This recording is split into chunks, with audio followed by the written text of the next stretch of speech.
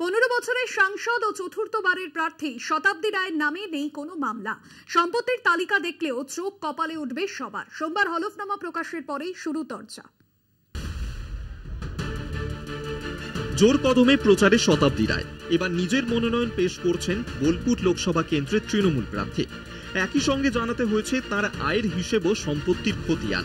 শতাব্দী রায় সোমবার মনোনয়ন জমা দেন জেলা শাসকের দফতরে। পাশাপাশি জমা দেন তার হলফনামাও, যেখানে দেখা যায় কলা বিভাগে স্নাতক 3 বারের এই সাংসদের নামে নেই কোনো মামলা। পাশাপাশি তার সম্পত্তি ও আয়ও দেখা যায় এই হলফনামায়। শতাব্দী রায়ের রোজগার 2018-19 অর্থবর্ষে রোজগার 14,81,443 টাকা। 2019-20 অর্থবর্ষে রোজগার 11,51,690 টাকা। 2020-21 অর্থবর্ষে রোজগার 5,11,710 টাকা। 2021-22 অর্থবর্ষে রোজগার 11,93,830 টাকা। 2022-23 অর্থবর্ষে রোজগার 8,38,410 টাকা। অস্থাবর সম্পত্তি শতাব্দী রায়ের 10টি সেভিংস অ্যাকাউন্ট রয়েছে, ফিক্সড ডিপোজিট রয়েছে 12টি, রয়েছে মিউচুয়াল ফান্ডে বিনিয়োগ, ন্যাশনাল সেভিংস সার্টিফিকেট।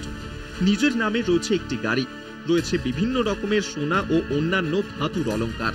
আর এই সব মিলিয়ে মোট অস্থাবর সম্পত্তির পরিমাণ 3,73,72,769.95 টাকা।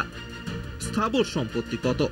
শতাব্দী রায় ও তার স্বামীর যৌথভাবে ফ্ল্যাট থাকার পাশাপাশি নিজের নামেও রয়েছে ফ্ল্যাট এবং জমি জমা। আর এই সমস্ত মিলিয়ে শতাব্দী রায়ের মোট স্থাবর সম্পত্তির পরিমাণ 5,60,75,000 টাকা। তার স্বামীর মোট স্থাবর সম্পত্তির পরিমাণ 70 লক্ষ টাকা। অন্যদিকে শতাব্দী রায়ের নামে 2,71,71,392 টাকার লোন থাকলেও স্বামীর নামে কোনো লোন নেই। 2009 সাল থেকে বীরভূমের 3 বারের সাংসদ, চতুর্থবার বীরভূমে জয় পেতে জোড়াফুল প্রতীকে লোকসভা ভোটের যুদ্ধে ফের সামিল হয়েছেন এই তারকা সাংসদ। বীরভূম থেকে মনা বীরবংশীর রিপোর্ট, কলকাতা টিভি।